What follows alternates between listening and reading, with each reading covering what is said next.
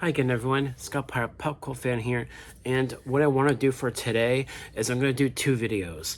I want to do my review of the first Inside Out film, which came out 9 years ago, back in 2015, and then I also want to review Inside Out 2. I'll do that in a separate video, but Inside Out 2 was just released yesterday on Disney Plus, and I watched both movies back to back, and I want to give my thoughts on both of them. And I was thinking initially of doing one video for both, but I want to do full reviews for both separately, just to have my thoughts more collectively spread out. That's the main reason why I wanted to do these videos separately. So the first movie, Inside Out, which came out 9 years ago, it holds up. It really does. I don't believe I ever saw it when it came out 9 years ago. So this was a first watch for me, and it hit me in ways I wasn't expecting. Like I watched the Elemental movie for the first time a short while ago with some friends, and that movie I thought was really good. But this one I thought was so much better, honestly, compared to Elemental. This movie tackles something that you wouldn't normally expect for a Pixar film. But, Pixar is known for that. Pixar is known for having more mature themes in their storytelling and tackling things that you're not expecting. Pixar is known for that, and they do that in spades. And also the animation too, like even back when this came out 9 years ago, it's so well done. Like, and there's also like a few moments, not just in this one, but in the sequel as well, where they play with different animation styles in a certain scene, and it's placed for laughs, and it's just so fun. I would say that this movie, the first film, it definitely feels more of a family film compared to the second one.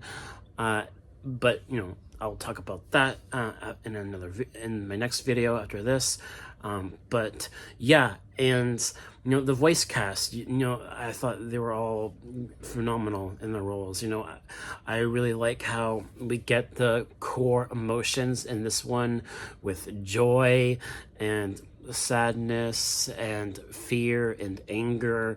The way that this movie tackles Riley's mind and how it sort of fictionalizes it in a way that you can really get the sense that the crew that made this film really wanted to delve into the psychosis a little, in a way that you can get behind in a fictional lens. And I thought that was really fascinating, and it provided this kind of a world building within Riley's mind that was so fascinating and thought-provoking. And I just love that about this film and the second film. And wow. One character in this movie that I really loved was Bing Bong, the imaginary friend, voiced by Richard Kind. Richard Kind, I know him from the Gotham TV show, and I know the other actors too, because they've voiced characters in other movies before. And they all did a great job. Amy Poehler as Joy, I thought she was phenomenal, and just the entire cast, like everyone, like I thought everyone did amazing jobs in the roles. And when you really think about it, the story is more grounded when we're focusing on Riley outside of her mind, and that's something I really like. Everything is fictionalized inside her head, right? It's just kind of this world that she's sort of created inside her head. And there's something I was fascinated by when we finally got to see these other emotions inside other people's heads, like Riley's parents, for example.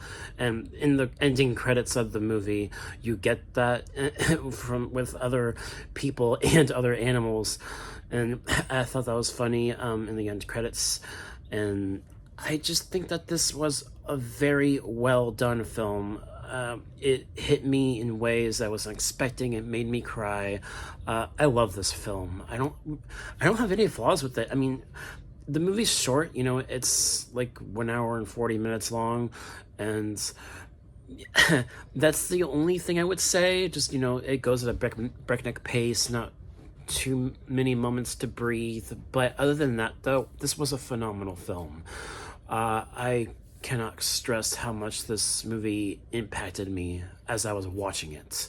Like, and also the themes. There's another thing in regards to the themes and how at the beginning of the film, you know, Joy doesn't want sadness touching anything because it could taint some of Riley's memories and changing them.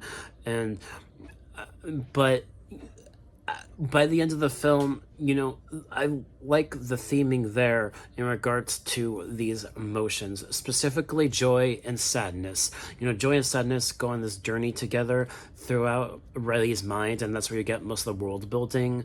And they, you know, encounter Bing Bong and they go on this adventure together to get back to headquarters, and that's a really fun little thing to have in this film, being sort of an adventure film in a way. And there's quite a few segments in this adventure where you get these moments where it's almost like something out of a video game, like these areas that they go to look like something out of a video game, but it makes sense because it's Riley's mind, right? And I think that's just so fascinating. You know, this was a fun film. It was emotional, and it can be pretty tense if you really think about it, in how you need to have happiness, but you also need to have sadness. You need all these emotions because it's part of who you are. And you need to have sadness because it helps the people around you be there for you. That's what was essential in regards to the theming, and how sadness and joy need to balance out. And they really just do that so well with the characters, and I thought that was just so great. I thought this was a phenomenal film. So this movie is an A grade for me. I loved it, and that should do it for this one. And right after this, I'm also going to do my Inside Out 2 review. So yeah, all right guys, I'll see you all in a little bit.